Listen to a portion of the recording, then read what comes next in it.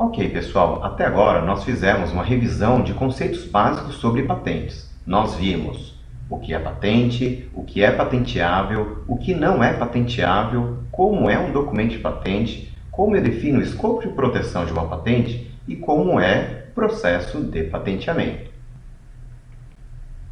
No nosso próximo bloco, nós vamos falar sobre o uso estratégico de patentes e informações patentárias.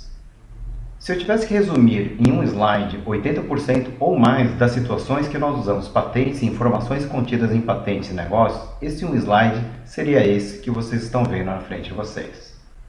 Vamos lá. Mais uma vez, um slide longo, então vamos digerir aos pedaços. Em primeiro lugar, estudos de patenteabilidade e invalidade. São aqueles estudos que nós fazemos, por exemplo, quando nós temos uma invenção e queremos verificar se aquela invenção ela é patenteável. Ou então, por exemplo, quando o examinador de patente pega ali, anos depois, a sua patente para avaliar, ele vai estudar também se a sua patente atende os requisitos de patenteabilidade. Ou então, quando você tem até mesmo uma patente já concedida, por exemplo, e um concorrente, por exemplo, seu, pode fazer um estudo para tentar invalidar aquela patente. Comumente são estudos que nós temos que conhecer muito bem o estado da técnica, também conhecido como tudo tornado acessível ao público, qualquer meio, em qualquer lugar do mundo, antes da data de depósito da nossa patente, com algumas exceções. Em seguida, nós temos estudos de liberdade de comercialização, que são aqueles estudos que nós precisamos fazer para evitar esbarrar em patentes de terceiros. Estudos em que nós procuramos evidenciar todas as patentes sobre cada um dos componentes do nosso produto ou tecnologia em todos os mercados que nós quisermos produzir, usar, colocar à venda e assim por diante. Só para dar um exemplo, se eu quiser colocar no mercado um dispositivo como esse, que tem mudador de slide, relógio, laser, eu tenho que conhecer todas as patentes do mudador de slide, todas as patentes do relógio, todas as patentes do laser, todas as patentes do laser do relógio 2x2, do laser do mudador de slide 2x2, deles 3x3, desenhos industriais, modelos de utilidade, etc. Se eu tiver um parafuso dentro dessa geringonça, que é objeto de patentes terceiros, e eu estiver comprando esse parafuso sem ter licença desse terceiro, ele pode, um dia de amanhã, me acionar e me forçar a tirar o meu produto todo no mercado. Mapeamento de segmentos tecnológicos. Mapeamento de segmentos tecnológicos nada mais é do que um jeito pomposo de falar conheça o terreno em que você está pisando. Ou então, saiba responder as perguntas básicas do texto jornalístico, que são o que, quem, quando, onde, porquê e daí. Ok, falando somente de patentes, vamos lá. O que está sendo patenteado? Lembrando que cada linha que vocês estão vendo nessa planilha pode dar acesso a um documento de 20, 30 páginas, como aquela patente da Victorinox que nós vimos agora há pouco. E lembrando também que cada documento desse que você tem concedido, de 20, 30 páginas, muitas vezes ele integra um processo que pode ter 200, 300, 1.500 páginas. Porque lembrando que toda a comunicação entre o examinador, o titular, anterioridades citadas, etc., acabam compondo o processo integral de patentes. Em algumas situações, melhor do que ficar lendo páginas e páginas de documentos, é ter a habilidade de conseguir enxergar imagens representativas, por exemplo, extraídas das patentes. Ou então, a possibilidade de você exportar esses dados todos, como por exemplo uma planilha Excel aqui, que você tenha imagens, título, titular, depósitos internacionais, status de tramitação e assim por diante, de centenas de pedidos de patentes, todos eles reunidos em um único lugar. Depois nós temos aqui o quem, quando, onde, quem são os principais depositantes de patentes, quando foi que eles depositaram. Muitas vezes não é quem tem mais patentes que é o jogador mais importante. Nós podemos ter jogadores que têm muitas patentes, mas que ficaram lá no passado. O que interessa para a gente muitas vezes é conhecer quem são os jogadores que mais têm patentes ainda vigentes ou principalmente as mais recentes. Outra coisa muito importante, saber onde as empresas depositaram patentes ou onde esses titulares têm patentes. Lembrando que, em muitos casos, empresas, principalmente do Japão, da China, da Coreia, têm muitos pedidos de patentes, mas esses pedidos são limitados somente ao seu país de origem. Ou então nós podemos fazer uma avaliação da evolução temporal da tecnologia, independentemente de quem são os principais titulares, ou então verificar a cobertura geográfica de patentes sobre aquela tecnologia, independentemente de quem são os seus titulares. Seguindo adiante, nós podemos verificar como aquela tecnologia evoluiu. Por exemplo, no caso de citações entre patentes, você pode voltar no tempo indo ali em direção ao verde ou avançar no tempo em direção ao azul. Você pode verificar origens da sua tecnologia ou possíveis desdobramentos, gente que falou bem, gente que falou mal, mas você pode avaliar a evolução da sua tecnologia, como ela evoluiu. Você pode fazer esse tipo de avaliação não por patentes individuais, mas por portfólios de empresas. Saber como os principais jogadores estão citando patentes uns dos outros. Ou então, verificar quais são os grandes bolsões de tecnologia que nós temos naquele segmento. E melhor do que isso, verificar como cada um desses bolsões ou cada um desses territórios tecnológicos ele é ocupado pelos principais jogadores. Aliás, esse último mapa que nós estamos vendo aqui, eu apelidei até de jogo de war, para quem se lembra do Dinka contra Vladivostok. Não basta saber só os territórios, é importante a gente saber quem é forte em qual área. Finalmente, nós temos as perguntas mais importantes, que são o porquê e o e daí. Olha só, pessoal, quanta coisa interessante a gente consegue enxergar olhando para a dimensão de patentes. O que está sendo patenteado, quem são os principais depositantes, quando, onde as patentes estão sendo depositadas, como a tecnologia evoluiu, como as empresas estão citando tecnologias umas das outras, como o terreno tecnológico é dividido e como cada uma dessas divisões é ocupada pelos principais jogadores. Mas uma coisa interessante, particularmente aqui no Brasil, é que tudo que as empresas, os pesquisadores, inventores enxergam de patentes antes de investir nos seus projetos é exatamente isso. Não é falha de comunicação nem de software. Realmente é só uma metáfora para mostrar que, comumente, nós no Brasil trabalhamos no escuro, enquanto o mundo inteiro trabalha enxergando tudo isso. Não é por acaso que quando nós procuramos casos de sucesso aqui no Brasil, de empresas que inovaram, souberam agir estrategicamente no cenário tecnológico, nós temos dificuldades, porque muitas vezes nós trabalhamos no escuro mesmo. Ok, pessoal, tudo isso aqui pode ser muito bacana, mas aí vem alguns comentários, algumas ressalvas importantes. Em primeiro lugar, é muito importante que nós tenhamos massa cinzenta, pessoas competentes capazes de ler e interpretar esse mundo de informações.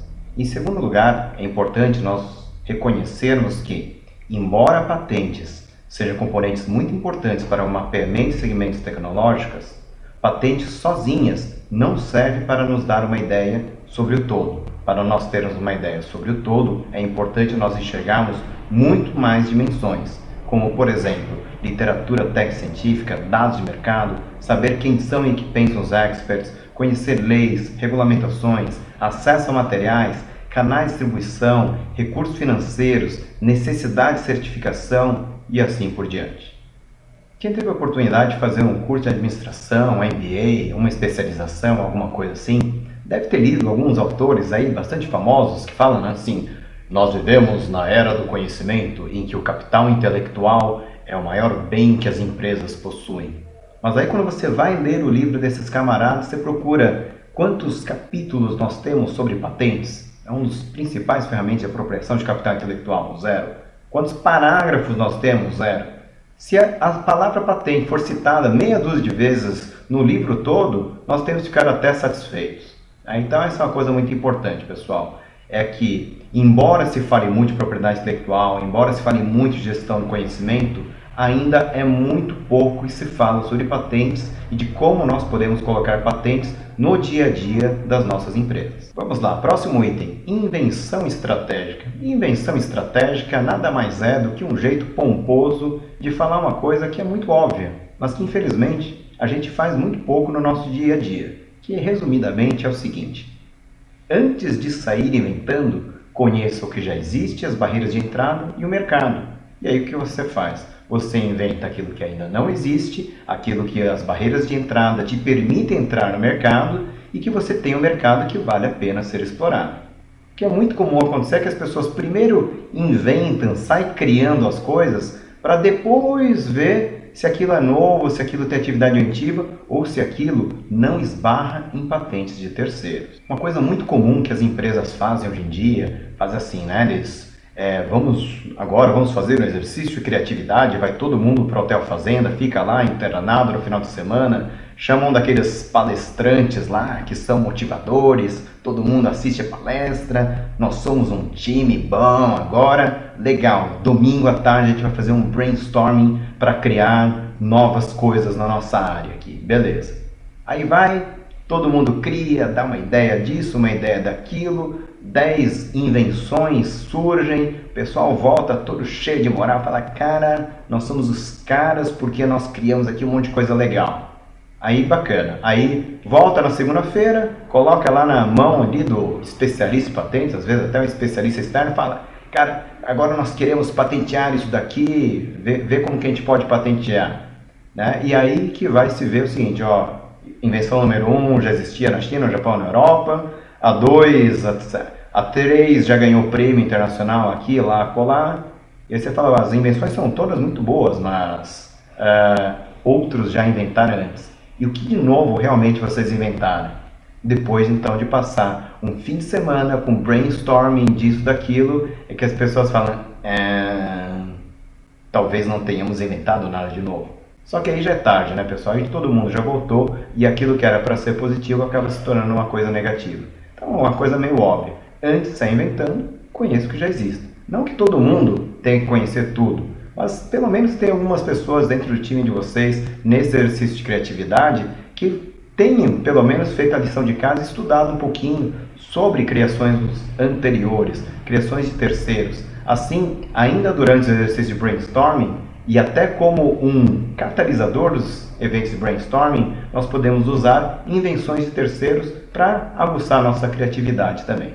Bom, fechando a história de estratégico, sempre lembrando que quando a gente fala de estratégia, a gente sempre tem que olhar para o futuro, olhar para cenários futuros, principalmente em segmentos em que o ciclo de maturação da tecnologia ou o tempo regulatório é muito longo, como por exemplo área farmacêutica, área agrícola, etc., é importante a gente estar de olho não no mercado só o que está acontecendo hoje, mas olhar 7, 8 anos adiante para verificar como a tecnologia vai evoluir ao longo dos próximos anos. E desenvolver tecnologias não para hoje, mas para a data, quando nossas tecnologias estiverem maduras o suficiente para chegar ao mercado. Patenteamento estratégico. Esse é o pedaço da nossa conversa que eu reservo para falar sobre duas coisas. Em primeiro lugar, tenha em mente que o jogo de patentes é praticado com e contra outros jogadores. É mais ou menos igual a um jogo de tabuleiro, que não são só suas peças que interessam, mas as peças, as armas do seu oponente também. E o segundo item, lembrando toda vez que a gente fala estratégia, sempre olhar para o futuro, acompanhar e se antecipar a movimentos de concorrentes e entrantes. Para ilustrar esse conceito, eu trouxe aqui as duas maiores transações envolvendo patentes e propriedade intelectual em toda a história. Vamos lá.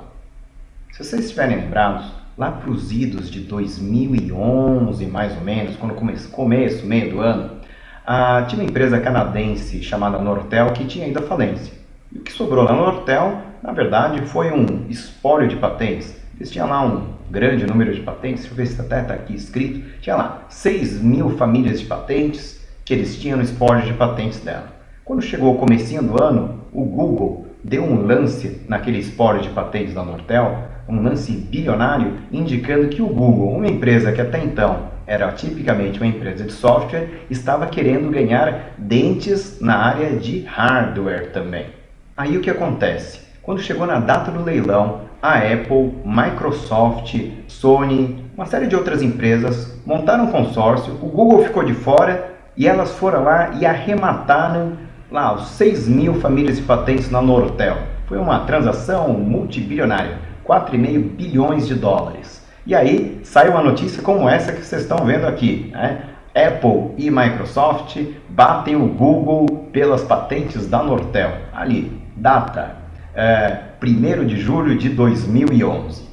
Legal, né? Naquela época eu até lembro que quando eu li essa matéria eu falei, caramba, meu, o Google agora, olha, tomou um revés pesado aí, né? Porque uma notícia como essa, Apple e Microsoft batem Google, né? Imagina que no mundo aí dos negócios lá na época foi uma notícia bastante, diria para vocês, bombástica, né? E aí o que acontece, pessoal? Menos de 2 meses depois sai outra notícia, que é o seguinte: Google compra nada mais, nada menos do que a divisão de mobility da Motorola por 12,5 bilhões de dólares. Ali, ó, 15 de agosto de 2011. E aí eu fiquei, quando eu li essa outra matéria aqui, eu lembro que eu fiquei assim na cabeça, né? Que é aquela história de, quem ri por último ri melhor, né? Então, vamos fazer assim uma interpretação resumida de como que era o cenário naquela época. Então, olha lá, 2011 era mais ou menos assim, né? O Google estava entrando ali com o Android dele, desenvolvendo, aí chegava a Apple e falava assim, seu Google, esse seu Android, sei não, hein, as minhas patentes aqui do meu iOS aqui, você está começando a entrar em terreno perigoso, hein, você toma cuidado. E aí o Google te fala, veja bem, dona Apple, a gente é tudo amigo aqui, não sei o que lá das quantas, né, tem que falar mais de fininho. Depois dessa transação, o que acontece, né? Mais ou menos assim.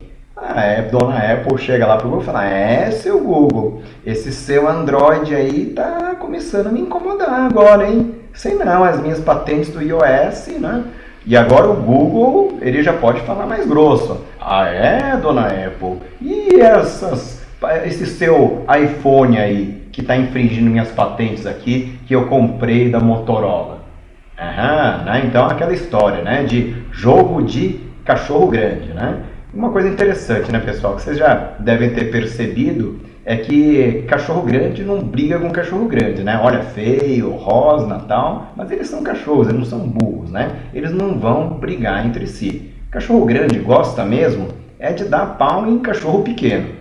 E isso eu falo até com uma certa propriedade, né? Porque acho que talvez no vídeo não dê para vocês perceberem, mas normalmente eu não era o maior da minha turma, né? Eu costumava falar, até isso para não falar, que normalmente eu era o menorzinho mesmo. E essa história aí de cachorro grande, cachorro pequeno, me faz aqui trazer para vocês esse outro pensamento, né?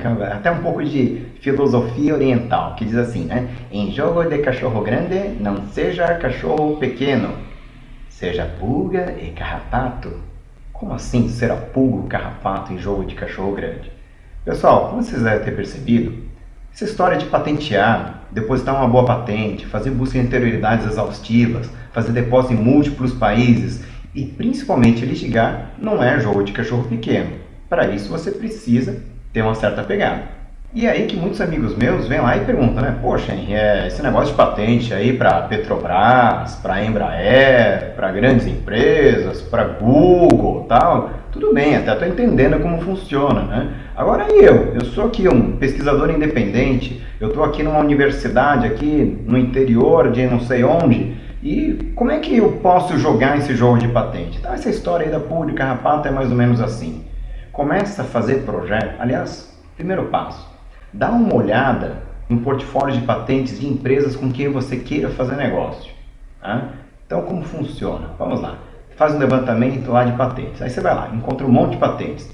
Aí, daquelas patentes, procura olhar para aquelas patentes que a empresa está depositando em um grande número de países. Porque mesmo grandes empresas, que é muito comum acontecer, é o seguinte, deposita um monte de patentes. Agora, onde ela vai realmente investir dinheiro e depositar em outros países, blá, blá, blá, blá, costuma ser em áreas tecnológicas que são mais sensíveis para ela. Ok, aí você começa a submeter projetos de pesquisa exatamente na área da empresa que você quer fazer negócio. Né? Então, aí imagina lá uma reunião de inovação lá daquela empresa, eles fazem lá o tal do brainstorming e fala, poxa, realmente nós temos aqui um bolsão aqui de tecnologia que vale a pena a gente patentear. Né? Aí vem o camarada e fala, chefe, não podemos patentear nessa área. Como não podemos patentear? Então é o Henry Suzuki, lá daquela universidade anterior, acabou de publicar um paper aí num congresso, na verdade nem paper, é uma palestra lá, um painel num congresso, e exatamente dentro da nossa área tecnológica. Pô, maldito, né, do Suzuki aí, mas bom, não dá pra gente patentear, mas, bom, paper não bloqueia ninguém, toca o projeto assim mesmo, legal. Aí chega um ano e meio depois, vem o camarada e fala, chefe, notícia ruim. Notícia ruim eu não gosto, mas fala. Chefe, lembra do Henry Suzuki lá de um ano e meio? Ah, lembro, a gente deixou de depositar a patente por conta dele. Então, chefe, ele depositou patente, né? E aí começa a incomodar. Como assim depositou patente? Agora ele vai poder pegar e de repente querer arrancar dinheiro da gente porque a gente está infringindo a patente dele, né? E aí não estranhe se chegar um convite para você para fazer uma visita à empresa, normalmente, né? Chamando, senhor Suzuki, verificamos aqui que o senhor é um pesquisador muito prolífico, uma pessoa inteligente, não sei o que lá, por que você não vem trabalhar aqui conosco, coisa do gênero, né? Então aquela história, né? Em jogo de cachorro grande, se você for cachorro pequeno, corre o risco de você tomar pau. Então em jogo de cachorro grande, sendo a pulga o carrapato, você sempre tem casa, comida e roupa lavada, certo? Então, cachorro grande tenta te morder ali, ele não consegue, o dente dele passa 30 andares para cima de você, você está com fome, vai lá, dá uma sugadinha de sangue ali e assim por diante. Então, essa é uma forma bem-humorada só de falar que patente não é só para cachorro grande. Aliás, quem quer ser pequeno em jogo de patentes tem que também ser inteligente. Vamos a mais alguns pensamentos aqui. Nem sempre a empresa, grupo ou inventor mais criativo é quem ganha com as suas próprias criações. Conhecer e aplicar táticas de proteção, desarmamento, despistamento é fundamental. Para ilustrar esses conceitos, eu vou comentar aqui sobre três ferramentas que são muito comuns aí no mundo de patentes. São Patent Fencing, Defensive Publication e uma outra aqui que eu vou chamar de nuvem de fumaça. Aliás, eu coloquei aqui Patent Fencing, Defensive Publication por um motivo, né? Sempre me disseram o seguinte, né? Quando você quiser que uma coisa seja importante, dê um nome em inglês. Então, assim, Open Innovation, Downsizing, Re-Engineering, Patent Fencing. O que é Patent Fencing, pessoal? To fence é cercar. Patent Fencing é cercamento por patentes. Se eu escrevesse aqui, cercamento por patentes, vocês iam achar que é uma coisa lá dos caipiras de São Paulo, né? Então, Patent Fencing é uma coisa assim, mais sofisticada, né? Aliás, falando de nomes em inglês, até que minha mãe tentou, né? Henry Suzuki. No meu caso, não deu muito certo não. Mas vamos lá, pessoal. Vamos voltar aqui a essa história de Patent Fencing. Cercamento por patentes. Essa história de cercamento por patentes é mais ou menos o seguinte. Vou contar um caos para vocês. Vamos lá, imagina o seguinte. 2015, não existia pólvora. Aí uma cara super criativo, assim, super humilde, um tal de Henry Suzuki, vai lá, inventa e patenteia a pólvora. Esses caras falam, cara, o Henry Suzuki é um gênio. O cara foi, inventou e patenteou a pólvora, meu. Aí legal, aí o Henry Suzuki tá lá, vai lá viajar lá para as Europa, diz aquilo, vai ganhar prêmio, blá blá blá blá. Aí o amigo dele, lembra do Zé lá? Aí o Zé lá olha para aquela patente da pólvora lá e fala, pô, interessante essa pólvora aí do Suzuki, né? Aí o que o Zé faz? O Zé inventa e patenteia a bala, o rojão, os fogos de artifício, o pavio, etc, etc. Certo? E aí, quando o Henry Suzuki volta todo pimpão lá da Europa, né, cheio de prêmio Nobel e dívida também, ele chega e fala, bom, agora eu vou lavar minha égua, né? E aí o Zé fala, lavar a sua égua? Lavar a sua égua não, lavar a nossa égua. Como assim lavar nossa égua, Zé? O que você está pensando? Suzuki, você vai vender sua pólvora para quem? Você vai querer vender sua pólvora para quem quiser. A minha bala, o meu rojão, os meus fogos de artifício e assim por diante. Que pena, Suzuki. Você estava viajando na Europa, perdeu o prazo, ficou com patente só no Brasil. Que coisa, né? No mundo inteiro eu já posso começar a vender minha bala, meu rojão, meus fogos de artifício, usando sua invenção e não preciso nem te falar muito obrigado. No Brasil você depositou, né? Interessante. Mas vai expirar daqui a 5 anos, né, sua patente. Vai expirar daqui a 5 anos se você pagar as taxas, né? Porque eu ouvi dizer que você está meio endividado aí, né? Gastou todo o dinheiro lá do prêmio Nobel, lá, achou que estava bem de bola, né? Que coisa, hein? Vou fazer o seguinte, eu te pago 0,000 alguma coisa de royalty aqui e aí a gente ganha algum dinheiro junto no Brasil. Caso contrário, eu espero aí a sua patente vencer, ou talvez você até morrer de fome, né? E exploro depois aí no Brasil. Bom, aí o tal do Suzuki, todo pimpão, não sei o que lá, fala, bom, já não vou ganhar nada mesmo, né? Onde que eu assino? Então, aquela história, né, pessoal? Normalmente não é o prêmio Nobel, o gênio que inventa alguma coisa que vai ganhar dinheiro com a sua própria invenção ou com propriedade intelectual. Mas muitas vezes, os homens e as mulheres de negócio que entendem como funciona aquele determinado segmento e que aí sim vão saber explorar e tirar melhor proveito daquelas inovações. Essa primeira história me abre o gancho para falar da segunda, que é essa história de Defensive Publication, publicação defensiva. Como assim? Qual que é um jeito bom que você tem para quando você inventa uma coisa de você não ser cercado por patentes de terceiros? É mais ou menos assim, né? No caso da pólvora. Inventei a pólvora, só que depois eu fiquei engessado, fiquei preso, por quê? Porque todos os meus concorrentes, ou o meu concorrente Zé, foi lá e me cercou com as patentes dele. Se eu tivesse sido um pouco mais esperto naquela época, como eu poderia ter evitado que o Zé depositasse aquelas patentes? Teria sido, por exemplo, publicado sobre aquelas aplicações. Então, por exemplo, eu não quero, não tenho nem dinheiro para depositar patente sobre bala, rojão, fogos de artifício, etc.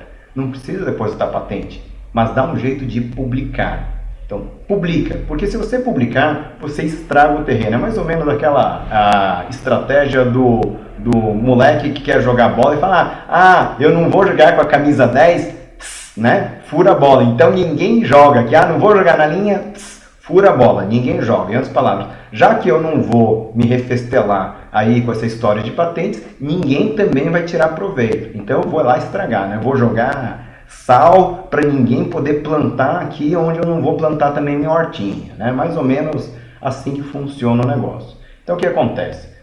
Porque a partir do momento que você publica as aplicações da sua invenção, evoluções, coisas do gênero, você bloqueia a possibilidade que terceiros façam isso. Então, essa mais ou menos é uma forma de você desarmar a sua concorrência ou evitar que a sua concorrência aproveite o terreno que você deixou limpo para eles começarem a invadir ali. Então, é a história, já que eu não tenho proveito, ninguém mais tem proveito também.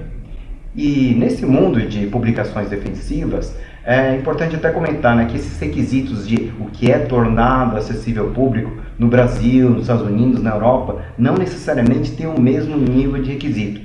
Em alguns casos, pode ser que algumas coisas que são consideradas como tornado acessível ao público no Brasil, que podem não ser considerados como destruidores de novidade em outros países. Então, por conta disso, que existem até algumas empresas que se chamam empresas, né, especializadas em publicações defensivas, que funciona mais ou menos o seguinte, né? Você paga lá uma taxa para eles, eles garantem para você que no dia seguinte eles já publicam online e no final de semana eles vão lá, imprimem em papel e mandam para NPIs do mundo inteiro. Tá? Então, uma dessas publicações se chama Research Disclosure, que é utilizada inclusive como documentação mínima que as autoridades, né, de PCT, quem faz busca de PCT, tem que buscar nas informações do Research Disclosure como anterioridades antes de fazer a concessão de uma patente. Vamos lá, terceiro item aqui, nuvem de fumaça. Nuvem de fumaça, engodo, despistamento é mais ou menos o seguinte. Ninguém te obriga a fazer patente somente sobre aquilo que você tem interesse. Por exemplo, às vezes eu quero despistar minha concorrência, eu quero que minha concorrência ache que eu vou investir em uma determinada tecnologia. Então o que eu faço? Deposito uma patente ali, faço depósitos internacionais daquela tecnologia, e a pessoa vai falar, caramba, o Henrique Suzuki está indo para aquele lado. Enquanto todo mundo está olhando para lá, eu com uma empresa que não está nem em meu nome ainda, está em nome de um terceiro, estou desenvolvendo minhas outras tecnologias e na surdina, longe do olhar dos meus concorrentes, estou desenvolvendo uma série de outras tecnologias. Então isso é muito comum, não necessariamente a empresa que deposita muitas patentes numa área é porque ela tem interesse naquela área. Às vezes é porque ela está querendo despistar a concorrência. E se a gente pode fazer isso, é bom a gente ter em mente que a concorrência também pode. Bom, nesse ponto, vocês devem estar pensando assim, caramba, né? Tem um monte de estratégia, de macete. Como comentei com vocês, é como se fosse um jogo de tabuleiro, que você pode blefar, você tem suas estratégias de não necessariamente ir na direção que você quer, mas de repente até mudar de caminho para ir para onde você quer e assim por diante. E o que eu costumo dizer é o seguinte, né? Desde a época de faculdade, né? Quando eu jogava truco lá, costumava ser um bom jogador de truco, até o dia que eu fui lá para Piracicaba jogar com os velhinhos lá, sentei numa mesa, né? E aí, olhando lá, fiquei pensando assim, pô, essa mesa aqui não tem pato, né? E aí eu lembrava bem, né, que eu pensando daquele jeito deveria estar soando como quen, quen, quen na cabeça dos meus outros oponentes. Aquela história, quando você está numa mesa e não encontra o pato, provavelmente o pato é você. Bacana, pessoal. Fechando aqui então o nosso bloco de uso estratégico de patentes, vou colocar dois últimos itens aqui que são o monitoramento de concorrentes, identificação e caracterização de parceiros. Normalmente quando eu vou para universidades, centro de pesquisa, empresas menores, coisas do gênero, ou converso com inventores independentes, normalmente o pessoal fala, olha, a gente até conhece o mercado, conhece tecnologia, agora, assim, eu não sei para quem que eu posso vender, ou o que eu posso procurar para tentar vender minha tecnologia. Aí uma boa recomendação que a gente tem nessas horas é dar uma olhada em quem são os principais depositantes de patentes na área que você está inovando. Normalmente os principais depositantes, o número 1, o número 2, quem já tem muitas patentes, normalmente quer ter mais, mesmo porque ele já está ganhando dinheiro naquele mercado. Então é diferente o cara que talvez ganhe dinheiro se der certo, né? Em comparação com o cara, eu já estou ganhando dinheiro, eu só quero manter minha posição de liderança. Okay? Então, conhecer o número 1, o número 2 é uma coisa bem interessante, uma boa dica de quem quer procurar um possível licenciatário ou um possível parceiro para suas próprias patentes. Né? E uma coisa também bacana é que quando você tem uma empresa que já tem muitas patentes, você não tem que ficar explicando para ela qual a importância de patentear, disso, daquilo, etc. Esses caras normalmente sabem jogar o jogo até melhor do que a gente. Vamos lá, então, só para usar aqui alguns exemplos, você pode verificar quem são os principais inventores das empresas, com quem que eles estão trabalhando, se eles depositam patentes em cotitularidade com outras empresas ou se depositam somente sozinhos, quem mais cita a patente deles, patente de quem que eles estão citando, quais são as áreas tecnológicas que eles estão trabalhando, quando e onde eles estão depositando suas patentes. Bom, e aí sim o último aqui, principais áreas tecnológicas em que eles estão depositando patentes. Eu até uso, né, esse slide em conversas aí com os nossos amigos inventores, empresários, etc.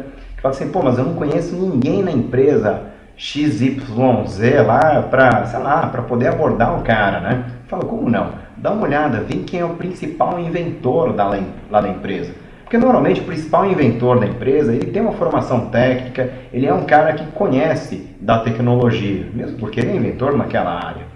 Né?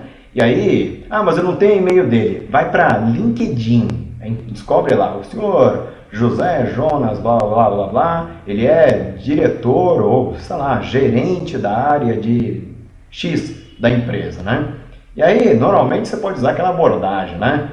Prezado senhor Jonas, né? Num levantamento, aliás, prezado senhor Jonas, meu nome é Henry Suzuki, sou especialista em propriedade intelectual. Num levantamento de patentes sobre esse segmento tecnológico, verifiquei que você é um dos principais inventores do mundo. Já coçou o ego do cara. Né? Aí vai além, né? Ao ler as suas patentes, fiquei comovido com a riqueza intelectual e com as sacadas que você teve. Aí já coçou o ego ao quadrado do cara, né? E aí escreve assim, se possível, gostaria de ter acesso a 5 minutos do seu tempo para que eu possa enviar um e-mail com algumas perguntas que eu tenho para que você possa iluminar o meu caminho. Então, normalmente, coçou o ego do cara nesse nível, normalmente a resposta chega no final do dia, caro Henry, o cara pensa assim, pô, um cara desse sabe reconhecer que é um cara bom, né? Ele tem ali uma certa sofisticação, ele entende de requinte intelectual. Caro Henry, será um prazer dividir meu tempo aqui com um colega tão blá quanto você. Então, é mais ou menos isso, né, pessoal? É claro que eu estou usando aqui um pouco de exagero, mas eu tenho certeza que muitos de vocês, quando já tiverem que conseguir alguma coisa, né, souberam agradar o outro lado para conseguir também informações ou dar alguns outros passos, né? Bacana, pessoal. Aqui nós já vamos nos aproximando ao final dessa nossa jornada online aqui. E eu costumo dizer que meus slides sempre são completos, né? Porque aquilo que eu não citei até agora está ali no nosso etc. Mas, para não ficar nesse etc vazio, queria só lembrar aqui, fazer um comentário que é o seguinte, né? Que informações contidas em patentes como ferramenta de negócios, elas são diferentes e complementares a patentes como ferramentas de negócio. Patentes como ferramenta de negócio são ferramentas de cachorro grande. Patentes são títulos de propriedade, confere ao seu titular o direito de impedir terceiros de explorarem sua invenção em um determinado território por um limitado período de tempo em troca da descrição da invenção. Você redigir uma boa patente pode custar caro, fazer buscas abrangentes pode custar caro, depositar internacionalmente certamente vai custar algum dinheiro para você. Se você tiver que litigar isso no dia de amanhã, Deus me livre, mais caro ainda. Ok. Do outro lado, você pode não ter dinheiro para cair morto, não tem dinheiro para tomar um ônibus para ir até a universidade ou para ir até uma empresa para fazer suas pesquisas, mas você tem acesso à internet. Ok. E essas informações contidas em patentes, como nós vamos conversar em outras oportunidades, elas são amplamente disponíveis tanto na internet aberta, mas principalmente em bases de dados comerciais também. Ok? Então eu costumo falar, patente como ferramenta de negócio pode ser jogo de cachorro grande. Informações contidas de patentes e o uso de informações contidas em patentes como ferramenta de negócio é jogo de gente inteligente. Agora sim, fechando a nossa conversa, tem alguns itens aqui de literatura que eu gostaria de recomendar para vocês. Um deles é um livro, quem gostou do assunto, tem interesse em aprofundar, esse daqui, ó, Patent It Yourself.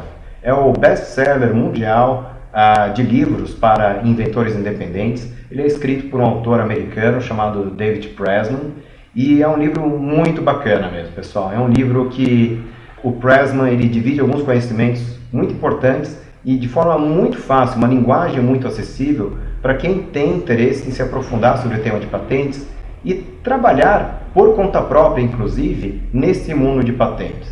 Aqui no Brasil, infelizmente, ainda são poucos os especialistas, a gente pode realmente chamar de especialistas em propriedade intelectual. E quando a gente for ver especialistas na sua área de conhecimento, muito provavelmente a gente talvez nem tenha especialistas aqui no Brasil. Então, uma coisa muito bacana é que esse tipo de literatura pode ajudar você a dar os seus primeiros passos e contratar um especialista ou um colega, coisa do gênero, para ajudar a revisar o seu trabalho e não a fazer aquilo por vocês. Lembrando que, por mais dedicado que seja um consultor externo, etc., ele nunca vai ter a mesma paixão e a mesma gana pela invenção do que o próprio inventor. Dois outros livros aqui que nós temos aqui na área de licenciamento, contratos, etc. Temos aqui o Profit from Your Idea, do Richard Steen, e o Essentials of Licensing Intellectual Property, de Alexander Polterack e do Paul Lerner. São livros bastante interessantes com dicas sobre contratos, e o Profit from Your Idea, inclusive, ele permite que você fazer download de alguns formulários, alguns templates de contrato, que são bem bacanas para a gente usar como base quando a gente for pensar em contratos e principalmente contratos internacionais também. Lembrando que são dois livros escritos por autores que vivem o mundo de propriedade intelectual lá nos Estados Unidos.